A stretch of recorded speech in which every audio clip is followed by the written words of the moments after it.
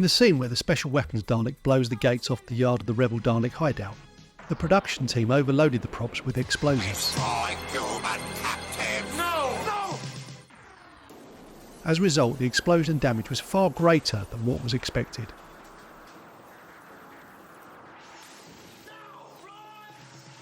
Immediately after this, and concerned for their Dalek props, the prop team ran into shot, much to the anger of director Andrew Morgan. With some creative editing, the untelevised result is a huge explosion without crew in shot. But some unexpected damage to the Dalek props were caused and can be seen on this quite rare unbroadcast footage. You'll probably know this story is set in 1963. However, the exact date in the year is never directly confirmed, although it is strongly suggested. The scrapyard at 76 Totters Lane where the Dalek is trapped is that of Iron Foreman, one of the same where we see the Doctor having parked his TARDIS way back in 1963.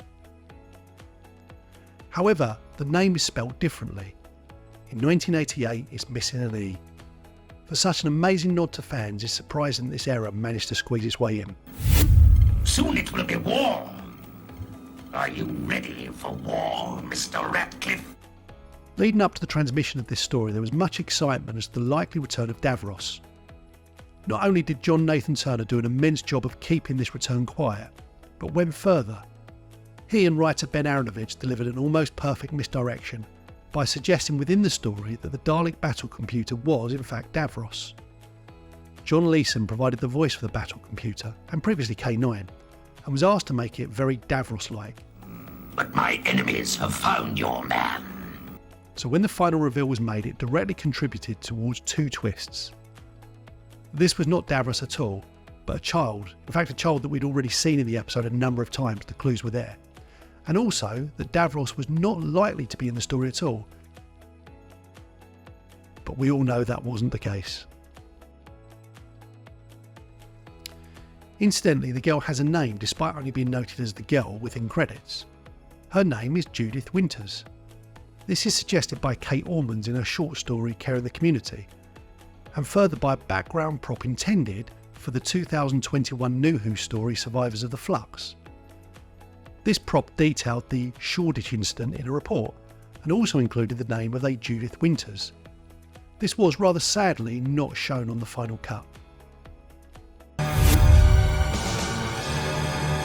Remembrance of the Daleks was the first story to use the iconic skeleton effect for the Dalek ray gun, an effect that's remained with the Daleks in every subsequent story. The Dalek props were upgraded for this story with the intention to make it easier for them to move on uneven surfaces during location filming. The Dalek props previously used tricycles with hard tyres, however they were replaced with large inflatable balls. Whilst this probably did improve their mobility for the operators, it did have an unexpected side effect. They wobbled noticeably. In the Dalek scene on the staircase into the school, the Dalek voice seems to change between scenes.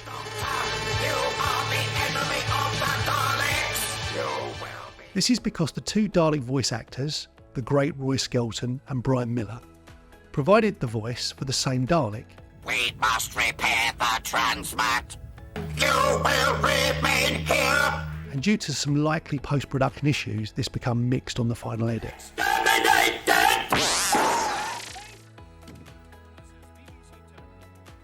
In the scene with Ace in the bed and breakfast, it does suggest that Doctor Who television programme exists within the Doctor Who universe. But as anyone in the UK will know, 5:15 on a November evening looks like this. Now, this is a wonderful little inclusion that could have been removed to avoid the obvious issues, but it's too good, let's not be bothered by it. Thanks for watching, and I really do appreciate you staying this long. If you did enjoy this, go and check out my channel for lots more Doctor Who related nonsense. And if you really liked it, give me a like and a subscribe.